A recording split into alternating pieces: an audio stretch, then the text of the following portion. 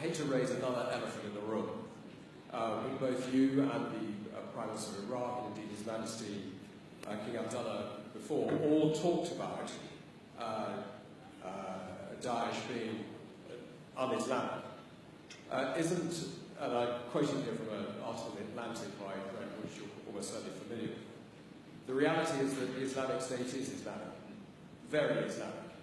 Yes, it has attracted psychopaths and adventure seekers drawn largely from the disaffected populations of the Middle East and Europe, but the religion preached by its most ardent followers derives from coherent and even learned interpretations of Islam.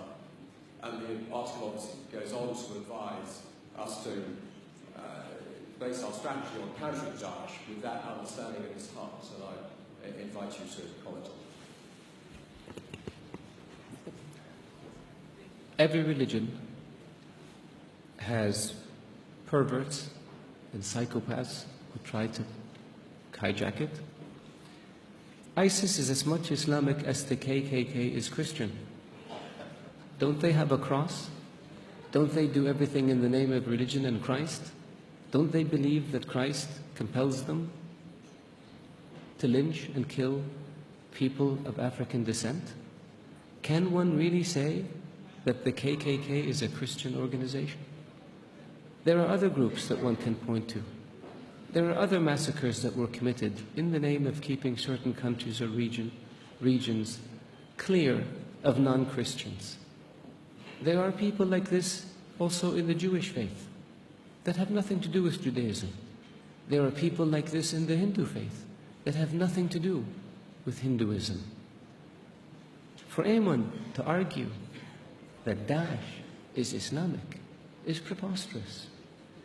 In the Islamic faith, the Quran reveals that you have your faith and I have my faith. And you're free to practice your faith and I'm free to practice mine. What greater sign of tolerance and acceptance do you have than this? In the Islamic faith it says, he who kills an innocent soul is as if he has killed all of humanity.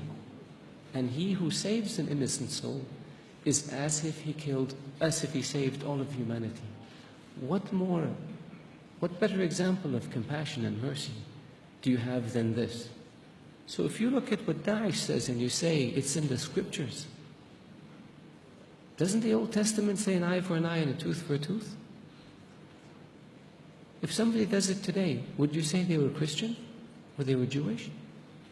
So I caution people, because it seems to have become almost novel. Not novel, it's become the flavor of the day to try to read things into Daesh or into Islam that are not there.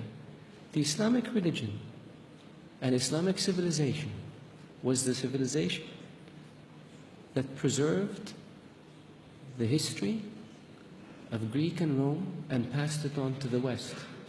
Western civilization would not exist without the Islamic Arab civilization. The Islamic civilization and the Islamic Arab civilization was the civilization that connected China with Europe. So it was global. The point I made early on about being an intermediate civilization, this is what I mean. So if Islam was intolerant and Daesh represented Islam, would Islam have preserved Aristotle and Socrates and passed it on to the West? Would Islam have connected Eastern civilization with Western civilization? Of course not. So I urge you, all of you, to be careful when it comes to making generalizations or to accepting generalizations that have no basis in fact. Thank you.